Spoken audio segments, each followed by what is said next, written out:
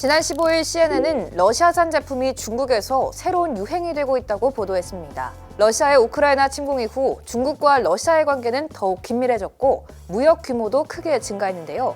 이러한 변화는 자연스럽게 중국 소비자들의 러시아 제품에 대한 관심으로 이어져 현재 중국에는 러시아산 초콜릿과 쿠키, 꿀 등 다양한 제품이 시장에서 빠르게 확산되고 있습니다. 하지만 이런 흐름 속에서 일부 가짜 러시아 제품이 유통되며 논란이 일고 있는데요. 그렇다면 중국에서 러시아 제품이 왜 이토록 인기를 끌고 있는지, 그리고 그 과정에서 어떤 문제들이 발생하고 있는지 살펴보겠습니다.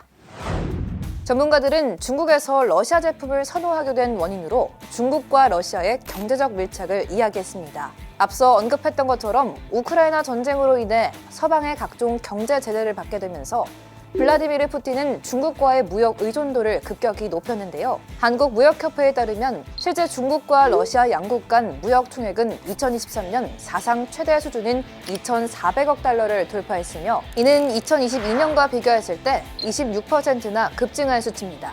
중국은 저렴한 가격에 러시아산 원유와 천연가스, 석탄을 수입하며 경제적 이익을 극대화하고 있으며 소비자들에게는 러시아산 초콜릿과 쿠키 등의 식료품이 인기를 끌고 있습니다. 러시아 제품에 대한 중국 소비자들의 관심이 높아지면서 기업들은 앞다투어 러시아 제품을 유통하기 시작했는데요. 특히 국경을 맞대고 있는 헤일룽장성을 중심으로 이러한 매장들이 빠르게 확산되었고 현재는 베이징, 상하이 등 대도시까지 퍼져나가고 있습니다. 중국 당국에 따르면 2022년부터 현재까지 약 2,500개 이상의 신규 기업이 러시아 제품 무역을 위해 등록되었으며 그중 절반 가까이가 2023년에 설립된 것으로 알려졌는데요. 소비자들 역시 러시아 제품이 일반 중국 제품보다 더 깨끗하고 건강하다는 인식을 가지고 구매를 이어가고 있습니다. 특히 2022년 러시아의 우크라이나 침공 이후 중국 내 러시아에 대한 호감도는 더욱 높아졌는데요. 베이징에 위치한 칭화대 국제안보전략센터가 발표한 여론조사에 따르면 응답자의 66%가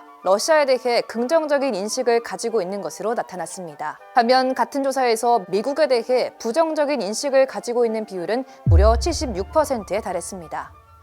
하지만 문제는 이렇듯 러시아 제품이 인기를 끌면서 가짜 제품까지 등장했다는 겁니다. 실제로는 중국에서 생산되었지만 겉모습을 그럴듯하게 러시아산으로 둔갑하여 소비자들에게 판매된 사례가 적발된 건데요. 중국에서 거주하고 있는 한 러시아 인플루언서는 가짜 러시아 상품을 찾아내는 영상을 제작해 화제를 불러일으켰죠. 현지 매체에서는 일부 제품이 러시아 브랜드로 포장되어 있지만 실제로는 원료를 러시아에 수출한 후 다시 수입하여 이를 중국 공장에서 생산해 러시아산으로 재판매하고 있다고 보도하기도 했습니다. 이렇게 되자 중국 주재 러시아 대사관은 일부 제품이 품질 기준을 충족하지 못하여 러시아에서 생산된 제품과 다르다고 밝혔으며 정부 또한 대응에 나섰는데요.